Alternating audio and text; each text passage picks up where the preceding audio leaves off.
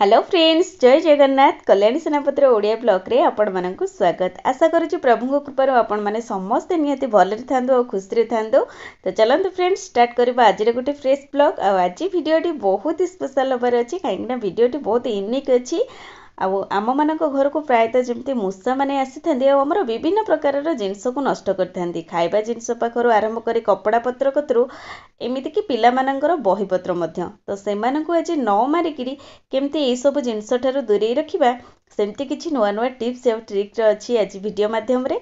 तो चलते फ्रेंड्स, आ लेट करबानी सेमती सुंदर सुंदर टिप्स सहित देखि नबा एई सुंदर वीडियोटी को।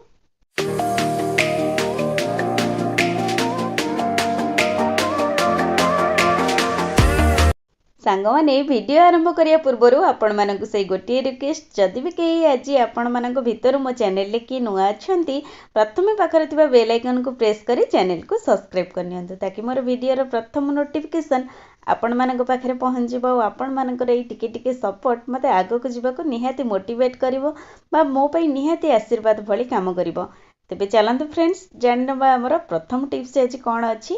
आज पूरा वीडियोटी आपण मानक सहित शेयर करी जे केमिति कौन आपण माने बिना खर्च रे मूषा मानक दूरे रखि परिबे निज घर ठारू बा निज आसवा पत्र ठारू। तो फ्रेंड्स, जहाँ भी किसी जिनस आम यूज करबा सबू आमर घरे अवेलेबल रोची, से जिनस को नहीं आम केमिति कौन मूषा मानक दूरे रखि परिबा आसंतु जानिबा नुआ नुआ टिप्स और ट्रिक माध्यम रे। सांग माने मूषा माने थरे घर भीतर को प्रवेश कले बा रहिबा आरंभ कर देले आउ से मानक बाहर करबा बहुत कष्टकर होई पड़े, कारण धीरे धीरे से माने घर भीतर निजर वंश विस्तार करि नियंती आ घरर जाबतीय जिनस को नष्ट करिथांती। तो से मानक घर दूरे रखिबा पई आजिर ई सहज उपायटी आपण मानक सहित शेयर जहाँ आम समस्त घरे अवेलेबल अच्छी। तो देखंतु आमे जो खाइबारे नॉर्मली रुटी पाई जो अटा व्यवहार करुचे से अटा को मुझे गोटे छोट गिनारे 2 चम्मच नहीं।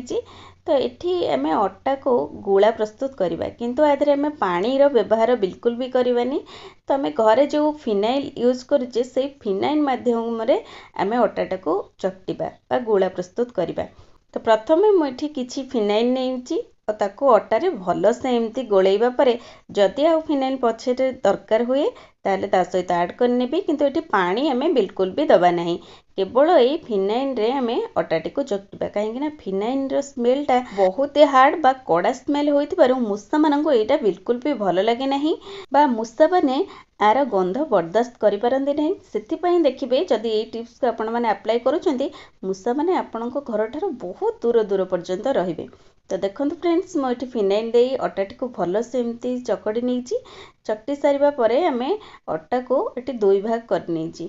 प्रथम भागटी आमे एठी यूज करबा, सेकंड भागटी मु आपण मानको सहित शेयर करबी एटा आमे को प्रोसेस रे पुणी थरे व्यवहार करि परिबा। तो देखंतु 2 भाग आपण एमती करि नेबे। आपनको जति क्वांटिटी रे अटा दरकार थिबो तो आपण माने सेही हिसाब रे आपण अटा को चकटी देबे।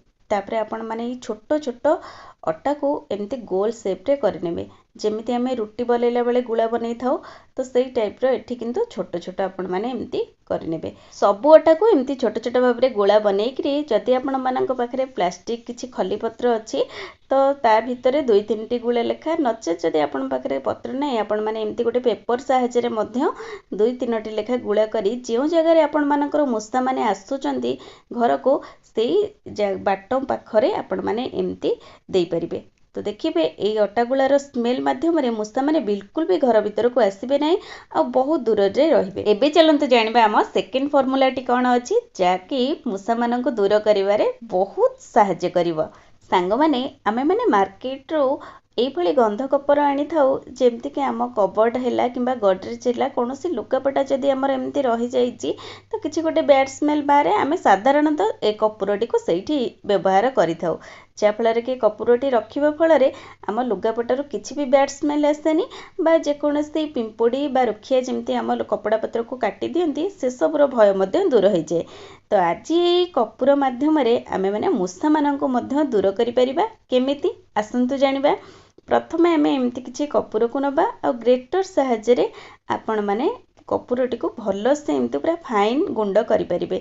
नचेत आप माने जदि कुटिकरी गुंड करबा को चाहुचंती मध्य एमती 2-3टी कपूर को नै एका सहित कुटिकरी आर जोटे चूना प्रस्तुत करि परिबे। କିନ୍ତୁ ଛେଚା ଅପେକ୍ଷା ଆପଣମାନେ ଯଦି ଗ୍ରେଟର ସାହାଯ୍ୟରେ ଏମିତି କପୁରଟିକୁ ଚୂନା କରୁଛନ୍ତି ତ ବହୁତ ସହଜରେ ଆଉ କମ୍ ସମୟ ମଧ୍ୟରେ ଆପଣମାନେ ଚୂନା କରିପାରିବେ। ଦେଖନ୍ତୁ ମୋର ଏଠି ଚୂନା ପ୍ରସ୍ତୁତ ହେଇଯାଇଛି। ଏବେ ଆମେ ଏଇ କପୁର ଚୂନା ବା କପୁର ଗୁଣ୍ଡକୁ ବ୍ୟବହାର କରିକିରି ମୂଷାମାନଙ୍କୁ ଦୂର କରିପାରିବା। ଆହୁରି ମଧ୍ୟ ଆମର ଏଠି କପୁରର ପରିମାଣ ବହୁତ କମ୍ ଦରକାର, କାହିଁକି ନା ଏଠି ଦେଖନ୍ତୁ ମୁଁ ଗୋଟିଏ କପୁର ନେଇଛି ଆଉ ତା ଦେହରୁ କେତେ ସାରା ଗୁଣ୍ଡ ବାହାରିଛି। ତ ବାସ୍ ଆମକୁ ଖାଲି ଏଇ ଗୁଣ୍ଡର ୟୁଜ୍ କରିବାକୁ ଅଛି ଅଳ୍ପ ଅଳ୍ପ ମାତ୍ରାରେ ଦେଇକିରି। ତ ଆଗରୁ ମୁଁ ଯେଉଁ ଅଟା ଗୁଳା ପ୍ରସ୍ତୁତ କରିଥିଲି ତ ତାକୁ ଗୋଟେ ଭାଗ ରଖି ନେଇଥିଲି, ତ ସେଇ ଅଟାକୁ ଆମେ ଏଇଠି ବ୍ୟବହାର କରିବା। ତ ସାଙ୍ଗମାନେ ଏଇ ଟିପ୍ସଟି ଆପଣମାନେ ନିହାତି ଆପ୍ଲାଏ କରନ୍ତୁ। ଦେଖିବେ ଯଦି ଆପଣମାନଙ୍କ ଘରେ ବହୁତ ସାରା ମୂଷା ଆସୁଛନ୍ତି ଆଉ ବିଲକୁଲ ବି ଆପଣମାନଙ୍କ ଘର ପାଖକୁ ମୂଷା ଆସିବ ନାହିଁ, ବହୁତ ଦୂରରେ ରହିବେ, କାହିଁକି ନା ଏଇ ସ୍ମେଲଟା ତାଙ୍କୁ ଏତେ ଖରାପ ଲାଗିବ। ତ ଏଠି ଦେଖନ୍ତୁ ଆମେ ଯେଉଁ କପୁରକୁ ଚୂନା କରି ନେଇଥିଲେ ତା ସହିତ ଏଠି କୋଲଗେଟ୍ ମିଶେଇଛି। ଆପଣମାନଙ୍କ ପାଖରେ ଯେକୌଣସି ପେଷ୍ଟ ଅଛି ଆପଣମାନେ ମଧ୍ୟ ତାର ୟୁଜ୍ କରିପାରିବେ। ଏଠି ଆମକୁ ଭଲସେ ସେଇ କୋଲଗେଟ୍କୁ ଦେଇକିରି କପୁର ଗୁଣ୍ଡ ସହିତ ଏମିତି ମିଶେଇବାର ଅଛି। ସବୁ ଗୁଣ୍ଡ ସହିତ ଆମର କୋଲଗେଟ୍ଟି ମିଶିଯିବା ପରେ ଆମେ ଆଗରୁ ରଖିଥିବା ଅଟା ଗୁଳା ମଧ୍ୟରେ ଏଇ କୋଲଗେଟ୍ ଆଉ କପୁର ଗୁଣ୍ଡକୁ ଭରିକିରି ତା ଭିତରେ ଏମିତି ଛୋଟ ଛୋଟ ଗୁଳା ବନେଇଦେବା।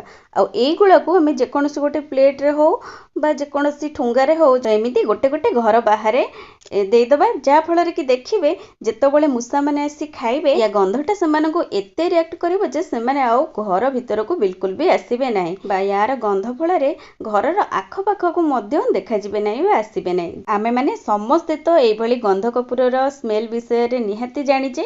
ତ ଆଜି ଆର ଗୋଟେ ନୂଆ ଟ୍ରିକ୍ ଆପଣମାନେ ଜାଣିଲେ। ତ ନିହାତି ଆପଣମାନେ ଥରେ ଏ ପ୍ରୋସେସକୁ ଟ୍ରାଏ କରନ୍ତୁ। ଦେଖିବେ ଖାଲି ଗୁଳାକୁ ଆପଣମାନେ ବାହାରେ ନୁହେଁ ଘର ଭିତରେ ବି ମଧ୍ୟ ରଖନ୍ତୁ, ଯାହାଫଳରେ କି ଘର ଭିତରେ ଯଦି କିଛି ମୂଷାମାନେ ଥିବେ ତ ସେମାନେ ମଧ୍ୟ ୟାର ସ୍ମେଲରେ ବରଦାସ୍ତ କରିପାରିବେନି, ବାହାରକୁ ପଳେଇବେ। ତ ଏଇ ଫର୍ମୁଲାକୁ ଆମକୁ ରାତିରେ ଆପ୍ଲାଏ କରିବାର ଅଛି, କାହିଁକି ନା ମୂଷାମାନେ ପ୍ରାୟତଃ ରାତି ସମୟରେ ହିଁ ଆମର ବେସିନ୍ ପାଇପ୍ ହେଲା କିମ୍ବା ଆମର ଗ୍ୟାସ୍ ସିଲିଣ୍ଡର ହେଲା ଏଇସବୁ ପାଇପ୍ ସାହାଯ୍ୟରେ ଘର ଭିତରକୁ ଆସିଥାନ୍ତି। ବାସ୍ ଆମକୁ ଏଇ ଗୁଳାକୁ ସେଇଠି ରଖିଦେବାର ଅଛି। ଆଉ ଦେଖିବେ ଏଇ ପ୍ରୋସେସକୁ ଆପଣମାନେ ସପ୍ତାହରେ 2 ରୁ 3 ଥର ନିହାତି ଟ୍ରାଏ କରନ୍ତୁ। ଦେଖିବେ ଆପଣମାନଙ୍କ ଘରକୁ ଯଦି ମୂଷାମାନେ ଆସୁଛନ୍ତି ତ କେତେ ଆପଣମାନେ ମୂଷାମାନଙ୍କୁ ଘରଠାରୁ ଦୂରେଇକି ରଖିପାରୁଛନ୍ତି। ନିହାତି ଏ ଟିପ୍ସଟି ଆପଣମାନଙ୍କର କାମ କରିବ ସାଙ୍ଗମାନେ।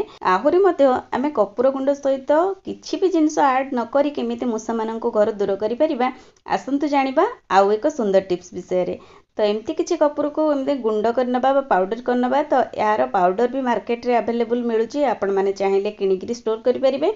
ତ ସେଇ ଗୁଣ୍ଡ ସହିତ ଆମକୁ କିଛି କରିବାର ନାହିଁ, ଖାଲି ନର୍ମାଲି ପାଣି ଆଡ୍ କରିବାର ଅଛି। ଆଉ ଯେତେବେଳେ ପର୍ଯ୍ୟନ୍ତ ଆମର ପାଣିରେ କପୁର ଗୁଣ୍ଡଟି ଭଲସେ ମେଲ୍ଟ ନ ହେଇଛି ଆମକୁ ସେ ପର୍ଯ୍ୟନ୍ତ ଟିକେ ୱେଟ୍ କରିବାର ଅଛି। ଆଉ ଯେତେବେଳେ ଆପଣମାନେ ଦେଖିବେ ଏଇ କପୁର ଗୁଣ୍ଡ ସହିତ ପାଣିଟି ଆପଣମାନଙ୍କର ପୁରା ମିଶି ଯାଇଛି ବା କପୁର ଗୁଣ୍ଡଟି ପୁରା ମେଲ୍ଟ ହେଇଯାଇଛି, ଆପଣମାନେ ୟାକୁ ଯେକୌଣସି ଗୋଟେ ସ୍ପ୍ରେ ବଟଲକୁ କାଢ଼ିକିରି ୟାର ୟୁଜ୍ କରିପାରିବେ। କେଉଁଠି ଯେଉଁଠିକି ଆମ ଘରମାନଙ୍କୁ ମୂଷା ଆସୁଛନ୍ତି, ଯେମିତିକି ଆମର ଫ୍ରଣ୍ଟ ଡୋରରେ କିମ୍ବା ଆମର ବେସିନ୍ ତଳେ କିମ୍ବା କିଚେନ୍ର ସିଲିଣ୍ଡର ଗ୍ୟାସ୍ ସିଲିଣ୍ଡର ତଳେ ହଉ ବା ଆମର କବୋର୍ଡ଼ ପଛରେ ହଉ, ତ ଆପଣମାନେ ଦେଖିବେ ରାତିରେ ଏଇ ପ୍ରୋସେସଟାକୁ ଆପଣମାନେ ଆପ୍ଲାଏ କରନ୍ତୁ।